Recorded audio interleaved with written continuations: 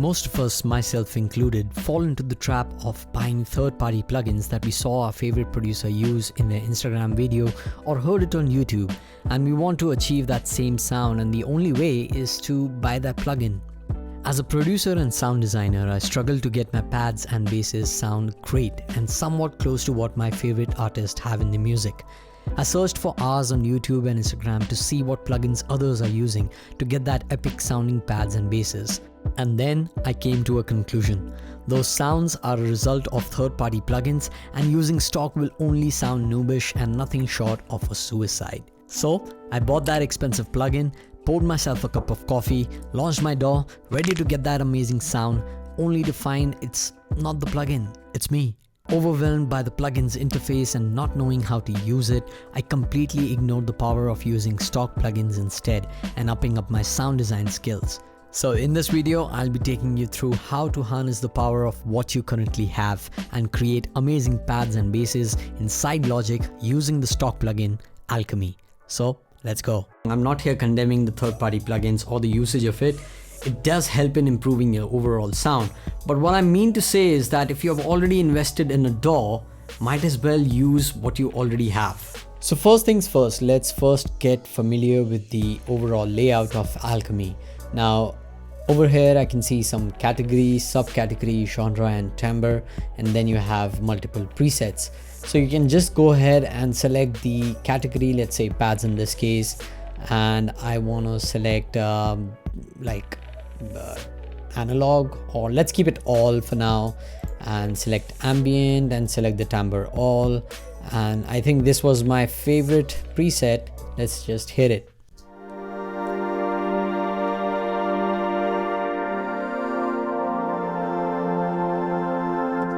So by itself, you can just go ahead and use this because you have amazing presets inside of Alchemy. You can go ahead and tweak all of the individual parameters for that preset and make it your own. So by all means, you can just go ahead and tweak the existing presets and make it your own and then save it. But we want to create our own sound. So let's head over to the Advanced tab over here. And right off the bat, you can see that it's a lot of parameters, but don't worry, I'm going to be breaking it down for you. So over here you have a global section, which essentially is a conglomerate of 4 oscillators. So A, B, C and D. For this preset alone, you have 2 oscillators that are engaged with certain wavetables inside of Alchemy. You have volume controls, tune controls, pan controls, you have filters 1 and 2. So you have 2 filters, you can select, you have multiple filters option, you have a master control, you have voices, unison controls, you have glide time, you can set the priority to always, retrigger, legato, you have newest, oldest and lowest priority, you have modulation controls, you have LFO, ADSR, multi-stage envelope generator, you have sequencer, envelope follower, mod map, and right over here you have performance controls, you have arpeggiator, you have FX rack. That's a lot, holy crap. That's a lot for a stock plugin, to be honest. But how to make a pad inside of Alchemy? So I spent a lot of hours and created this.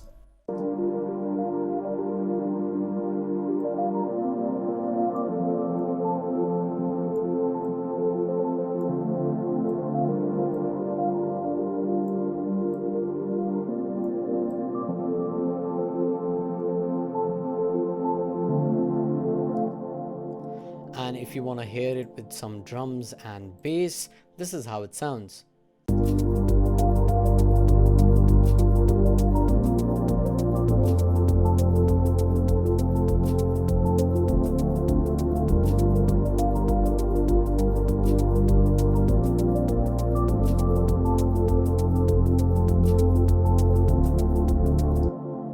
How cool is that? You almost forgot this was stock inside of Logic, and those amazing sounds are coming from Logic, from Alchemy. And even the bass is created by Alchemy. So hold your horses, I'll be showing you how to create the pad inside of Alchemy and also show you how to create the bass. So let's disable the drum groove and the bass and let's head over to Alchemy and let's see how I created this patch. So right off the bat, let me just show you the oscillators and the wavetables that I used. So let's go ahead and disable the other 3 oscillators. Now the first oscillator is a simple saw. So this is how it sounds. That's it. So this is a saw. I have put the volume about -12 dB. There is no change in the octave. I'm routing it to the filter 1, and that is going to a low pass 24 dB per octave gain reduction. And you have internal features and internal parameters inside of Alchemy. You have rich, you have edgy, you have smooth, but I like the sound of rich. You can go ahead and experiment with different kind of filters, you will get different tones, but I'm using a low pass 24 dB octave gain reduction because it sounds mellow. If I disengage it, this is how it sounds.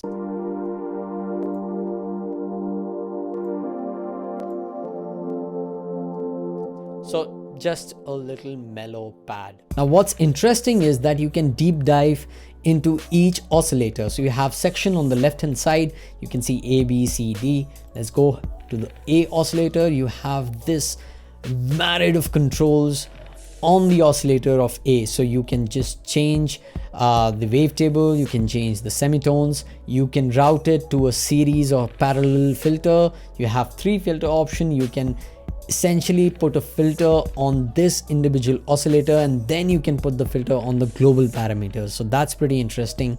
You can have that oscillator either sent to filter 1 or filter 2, or you can just set it to center and that oscillator will not react to the filter on the global. And I'll show you how I did this with the, I think the D oscillator, which has that ARP sine thing, and I'll show you in a minute.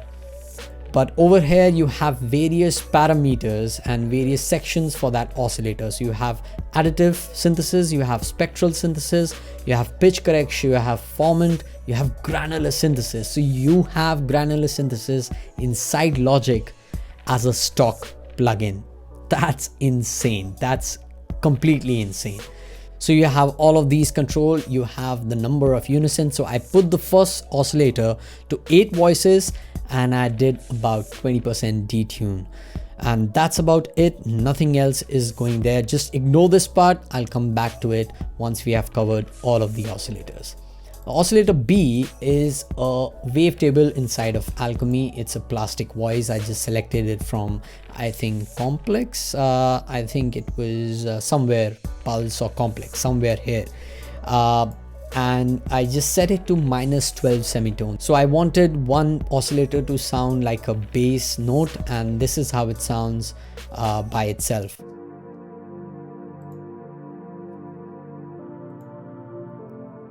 And with the oscillator A, so you have that richness in the sound. Also for B oscillator, I detuned it to about 34% with 5 unison voices, and then over here I put the filter to 12 dB gain reduction, and then I reduced it to about 3700 Hertz. I put a bit of resonance and a bit of drive just to get that grit, and I also routed it to the filter 1 of the global parameters. Moving ahead with the C oscillator, and this is pretty interesting. Now it gets interesting. I actually played a key on my piano. I recorded it as a MIDI, and then I brought that sample inside of Alchemy as a granular synthesis. So what you see here is a granular synthesis parameter overview. So I put this to a left pan about -40%, put it down 1 octave below, and over here you have multiple controls for granular synthesis. And the major part of granular synthesis, as I covered in my rapid synth overview, is that you can set the size, the grains, the randomness time, the randomness pan, the number of taps, and you can just play around with this sample on how do you want to shape it. So let me just disable the first and the second oscillator and enable the third, which is the granular synthesis of that one key that I played on my piano. And I put the grains to about 9 grains. I put randomness to about 72%. Panning I put 7% because I had already panned it to left, a little bit to the left.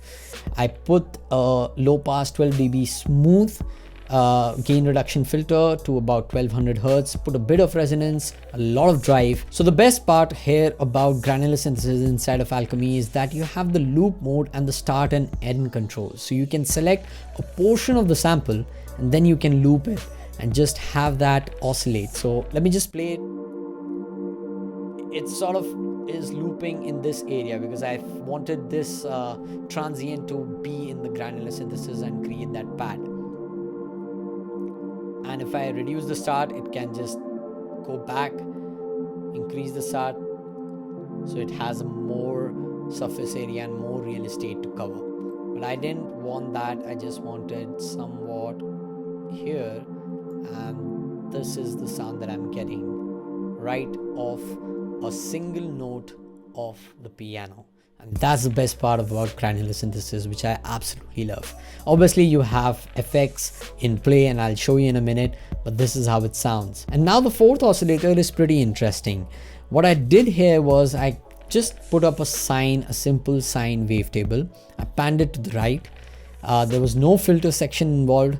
The unison was about 2 voices and the detune was about 12%. And I made sure that this does not go to the filter section of the global section, and it goes to the ARP. And this is how you get that arpeggio. And let me just disable the third oscillator, and this is how it sounds.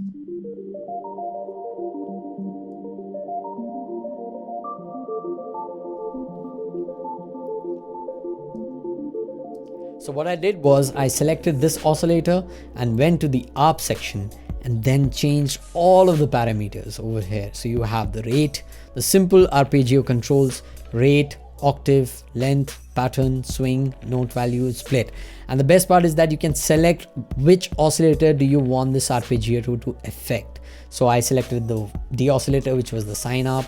If I select all of the oscillators will be routed through this arpeggiator, and I wanted to have a bass pad, but I wanted that little arpeggio in the back so that it creates new sonic characters in the entire pad, so you don't have to have another arpeggio and another instrument for that matter. So if I head back to the global controls and I enable all of the oscillators, this is how it sounds.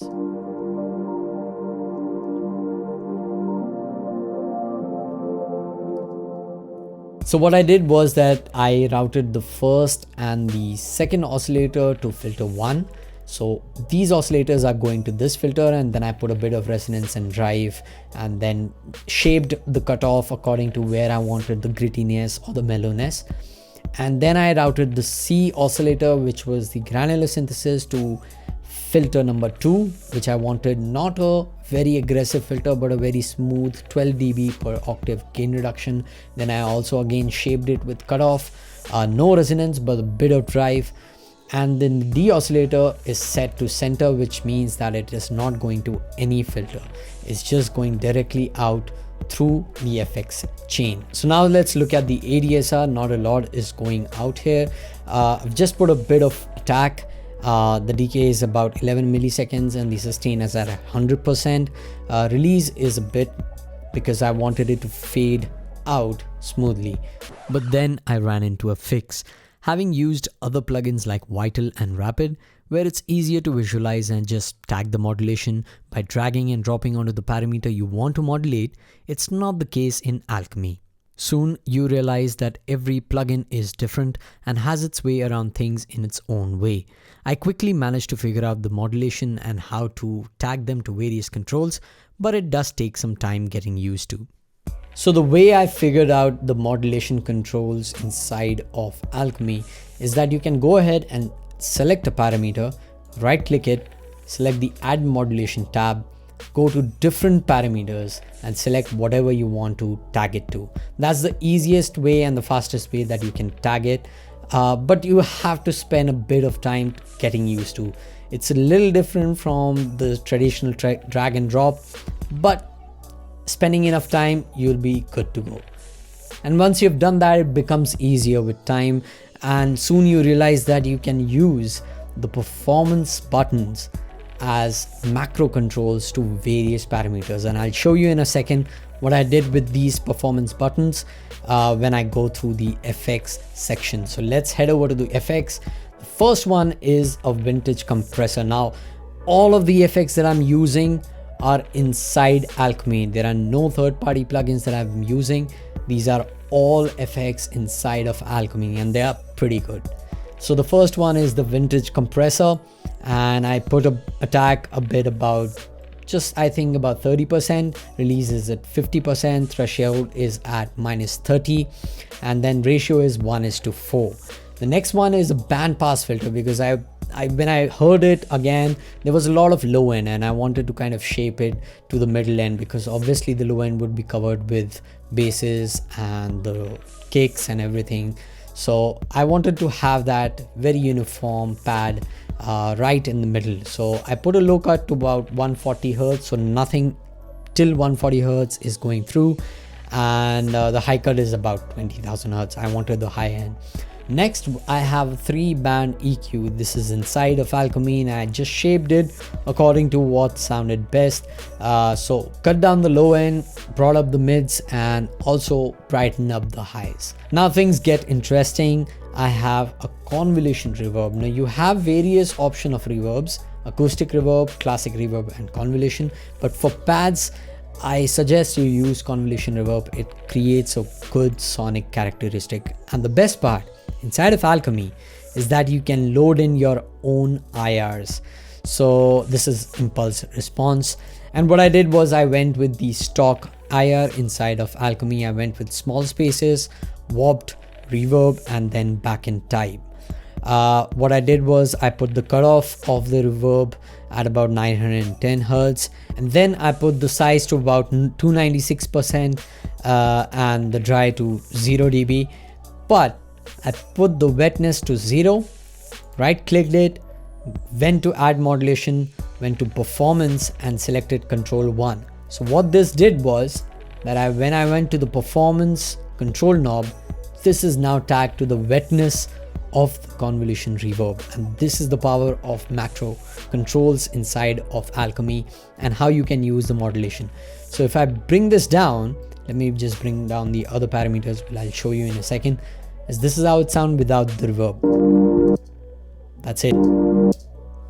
But if I increase the reverb, now you can set this way. It becomes easier for you to tweak the parameters and tweak the reverb once you're performing. Additionally, you can use a MIDI keyboard, assign this control to your MIDI control, and then control your reverb from there. So you can just set the wetness to either 100% or I think around 63% is sounding nice. If I stop it, it's pretty smooth. It has a good spatial characteristic. That's about it. So the second performance control is tagged to the arpeggiator mode. So what this does is that you can select the different modes and you can tweak while it's playing. So just hear this.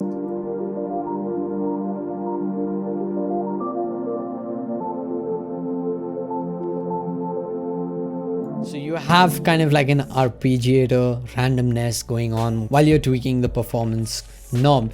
So this is pretty interesting, and this was tagged to the D oscillator, which is the sine up, which I already showed.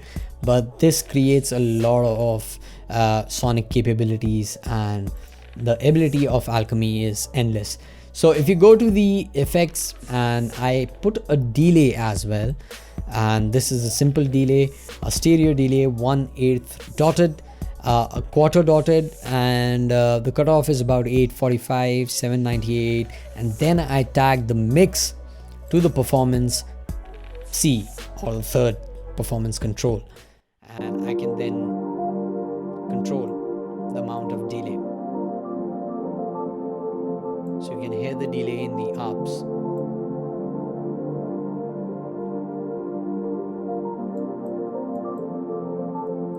So that's how I created this pad inside of Alchemy, completely using the stock plugin and the inbuilt effects of Alchemy. Likewise, I also created a bass patch, and this is how it sounds with the pad.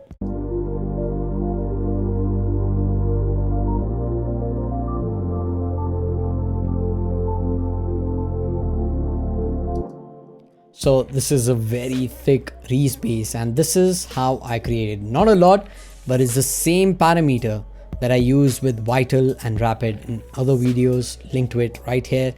But the basics remains the same. So the first oscillator is a saw wave. The volume is about -4 dB. It is routed to first filter. If I go inside of that oscillator, there is a unison of about 3 voices. Detune is about 17%, and nothing else I have changed over here. I've not put a filter inside of that oscillator. I just directed it to the global filter. So if you go to the global filter, it is at low pass 60 dB, and that's a pretty aggressive gain reduction filter, and that's set to smooth. The cutoff is about 500 Hz, resonance a bit, drive to about 20%. And if I disengage it, let me just disengage the second oscillator as well. This is how it sounds, and it's gonna sound, I think, harsh. So let me just bring down the volume. Yeah. But if you engage that filter, this is how it sounds. But when I just played this by itself, it was sounding a little dull. So I added a bit of characteristic and a bit of sonic attribution with a sine wave, and I put it to 1 octave above, and it's not going to any filter, so it's directly going out. And this is how it sounds now.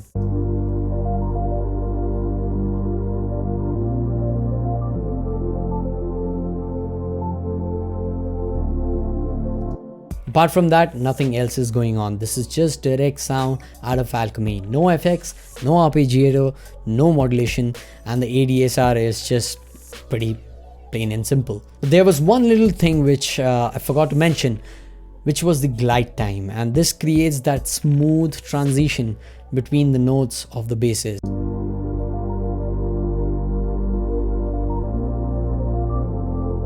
So you can hear it go up and down. Let me just mute the pad so you'll be able to hear it more clearly.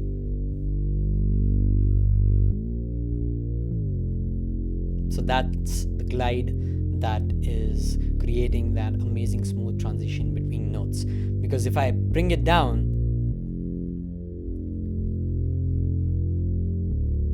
it sounds too abrupt and you have that clicky sound. So a little bit of glide is always good. It does not harm, but a lot of glide would definitely change the tonality. So keep it at about 55-54%. That's good to go. Apart from that, nothing else. That's the Alchemy bass, the Reese bass inside of Alchemy, created it in seconds. After spending hours on really deep diving into Alchemy, I realized something important: the power of perspective. Is the eagerness of taking what you already have in your arsenal and creating something amazing out of it. We as humans do like buying new gadgets and gears, but we have this notion of them being superior in some way. Instead, we should try and use what we already have without the fear and apprehensiveness of them sounding bad or poor in quality. And this applies to plugins and music gears alike.